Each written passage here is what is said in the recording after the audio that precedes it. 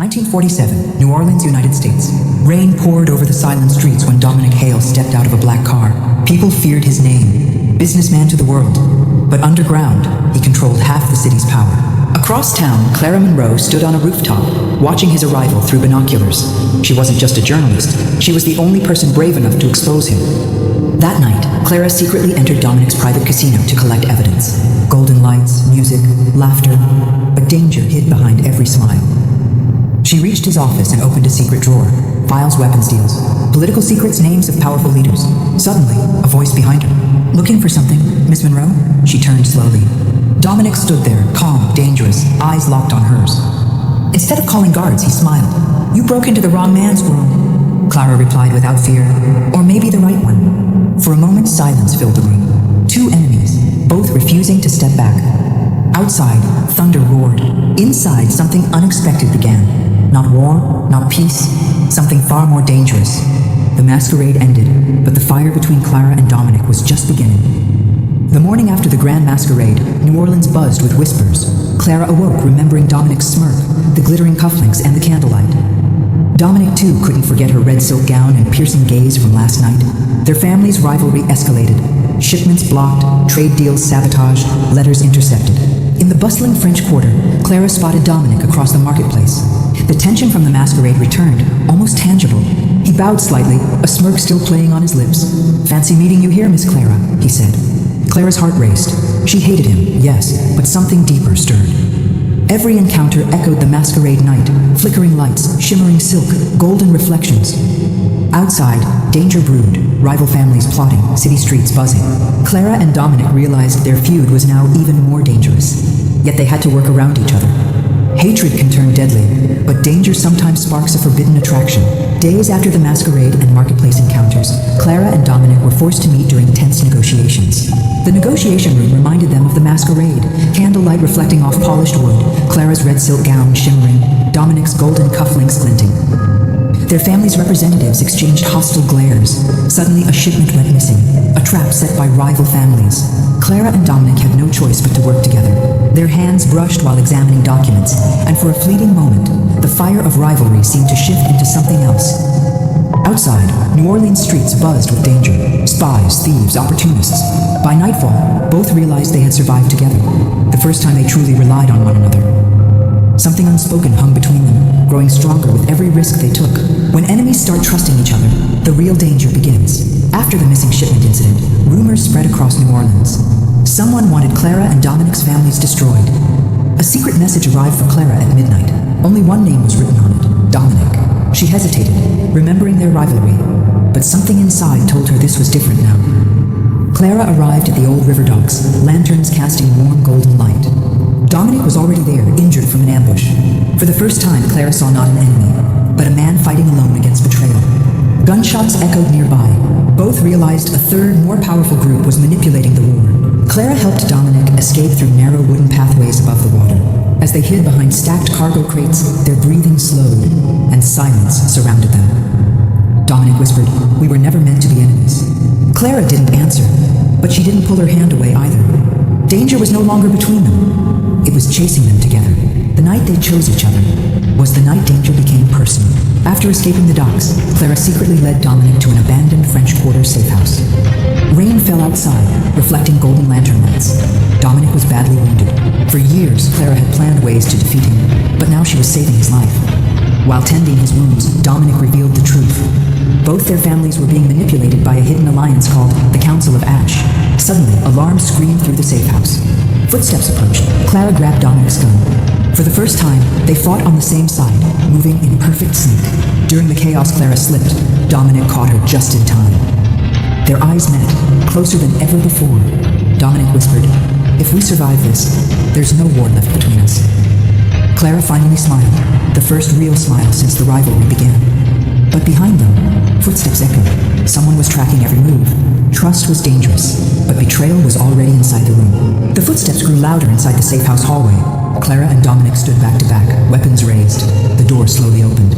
A masked assassin stepped in, wearing the symbol of the Council of Ash. Without warning, gunfire exploded across the room. Dominic pulled Clara behind a table as glass shattered everywhere. Candlelight flickered across their faces. During the fight, the assassin revealed shocking words. You were never enemies, you were experiments. Clara froze for a moment. Dominic used that second to disarm the attacker.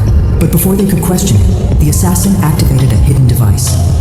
The entire safe house began to burn. Flames climbed the walls as alarms screamed. Smoke filled the air. Dominic grabbed Clara's hand. This place is a trap. We leave together, now. They ran through fire and collapsing wood, escaping seconds before the building exploded behind them. Standing in the rain, watching the flames rise, Clara realized the truth. Someone powerful wanted them alive, but controlled. And the war was only beginning. When enemies control your past, love becomes the greatest rebellion. The rain stopped, but tension still filled the cold American night. Clara and Dominic stood silently, realizing they were being watched every second. Suddenly, Dominic's phone vibrated. A single message appeared.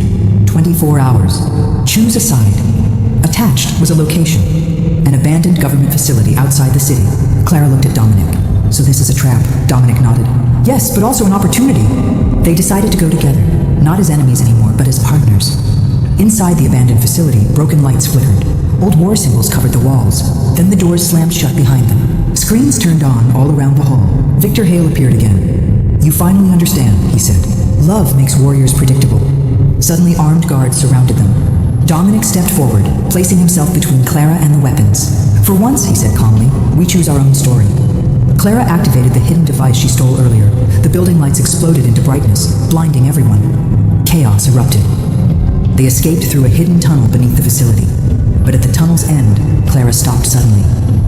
On the wall was a classified file, her name, Dominic's name, and one terrifying label, Project Final Couple.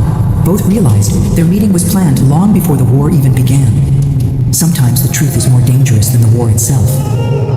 Rain poured heavily as Clara and Dominic stood near the burning ruins behind them. Police sirens echoed in the distance, but Dominic suddenly noticed something strange. Across the street, a black car waited with its headlights on. The door slowly opened by itself. Inside sat an old man, calm, powerful, watching them like he had been expecting this moment for years. Clara whispered, "Who is he?" Dominic's face turned pale. "That is the man who started the war." The man introduced himself as Victor Hale, founder of the hidden organization controlling both sides of the conflict. He revealed the shocking truth. Clara and Dominic were never chosen randomly as enemies. They were trained, manipulated, and pushed toward each other to create the perfect alliance. Two strongest rivals become unstoppable together, Victor said. Clara's anger exploded. She aimed her weapon at him, but Victor smiled calmly and pressed a button. Screens inside the car lit up, showing footage of their families being watched in real time. "If you fight me," he said softly. They disappeared. Silence filled the air. Dominic slowly lowered Clara's hand. For the first time, they understood. The real enemy was not a country, not a war, but control itself. The car door closed. Victor's vehicle disappeared into the rain, leaving them with only one choice: either obey or destroy the system controlling the world. Some truths don't destroy love. They explain why it was never an accident. The file trembled in Clara's hands. Dominic slowly opened the classified folder. Inside were photographs, years old. Photos of Clara as a child, photos of Dominic during military training, and one shocking image, both of them standing at the same political event years ago, before they ever met. Clara whispered, "They were watching us, our whole lives." A recorded video suddenly started playing automatically. Victor Hale appeared again, younger this time. "If you are watching this," he said, "then Project Final Couple has succeeded." The screen revealed the truth. Two rival nations secretly created elite leaders designed to unite through conflict, and then love to end future wars permanently. Clara stepped back in disbelief. "So, we were engineered to fall in love?" Dominic looked at her quietly. "No, they planned the movie. The feelings are ours." Suddenly alarms echoed through the tunnel. The facility began self-destruct countdown. 4:05 or minutes remaining. Soldiers rushed in from both sides. Enemies and allies mixed together. Dominic grabbed Clara's hand. "This time, we don't run from war. We end it." They ran toward the exit as explosions shook the underground halls. Just before escaping, Clara turned back, taking the project files with her. Because now they held the truth powerful enough to stop nations or destroy them forever. As they emerged outside, helicopters filled the sky, and one final message arrived on Dominic's phone. Phase 2 begins now. Sometimes love isn't destiny. It's a secret written long before you were born. The cold wind rushed across the rooftop as Clara and Dominic stepped out of the collapsing facility. Helicopter lights painted the night sky in flashing white beams. Dominic checked his phone again. The message still glowed. Phase 2 begins now. Clara frowned. "There's more, isn't there?" Before he could answer, Multiple military vehicles surrounded the building. Soldiers from both nations stepped forward, weapons lowered. A woman in a black command uniform walked toward them. "Congratulations," she said calmly. "You survived Phase 1. Clara tightened her grip on the files. "You turned our lives into an experiment." The commander replied, "No, we prevented a world war." Screens inside the helicopters activated, broadcasting Clara and Dominic's story worldwide. People across nations watched enemies choosing love instead of destruction. Dominic whispered, "They're using us again." Clara looked into the cameras, then made her choice. She raised the files and said loudly, "No government controls love. Tonight, the truth belongs to everyone." She released all classified data publicly. Across the world, leaders panicked. Armies received stand-down orders. For the first time in decades, silence replaced war silence. But Dominic's phone vibrated again. A new message appeared. Phase 3 loading. Both of them looked at each other, realizing the war was never just about nations, it was about them. What if the real enemy was never outside, but the truth waiting ahead? The city lights reflected in Clara's eyes as emergency broadcasts spread across the world. Crowds gathered in streets, watching giant screens replay their confession. Wars paused, borders fell silent. But inside the helicopter, tension grew heavier. Dominic's phone suddenly overheated in his hand. A live video call forced itself open.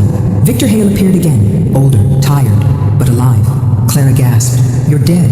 Victor smiled faintly, only officially. Behind him stood a massive control room filled with global surveillance screens. "You revealed Phase 1, he said calmly. "Now humanity enters Phase 3, uncontrolled choice." Dominic frowned. "You manipulated the world." Victor replied, "No, I removed its lies. Now nations will decide whether peace survives, without guidance." Suddenly, warning alerts flashed across the screen. Multiple missile systems activated automatically across rival countries. The commander shouted, "Defense networks are reacting to the data leak." Clara realized the danger. If trust fails, war starts instantly. Dominic grabbed her hand. "Then we give them a reason to trust." He turned on the helicopter broadcast system, streaming live worldwide again. Standing together, they faced the cameras. "No more secrets," Dominic said. "No more enemies," Clara continued. "If peace depends on us," she said softly, "then we choose each other. Openly." Around the world, soldiers lowered weapons as citizens flooded streets demanding peace. Missile countdown timers froze. Systems began shutting down one by one. Victor watched silently, then closed his eyes. Phase 3. Successful. But just before the signal ended, one final encrypted message appeared on Dominic's screen. "Final architect identified." Both of them froze. Someone else had been controlling everything from the beginning. The final choice isn't about love. It's about survival, power, and the world itself. The helicopter hovered above the city. Clara and Dominic stared at Dominic's phone. The message glowed ominously. "Final architect identified." Suddenly, Victor Hale's younger assistant appeared on a live feed. "Congratulations," she said. "You've passed every test. But the ultimate decision is yours. Save yourselves, or the world." Clara glanced at Dominic. "This isn't just about us anymore. Millions are counting on our choice."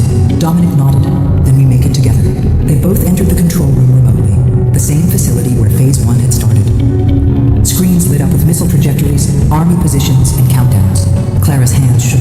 She remembered every loss, every lie, every risk they had taken. Dominic held her hand firmly.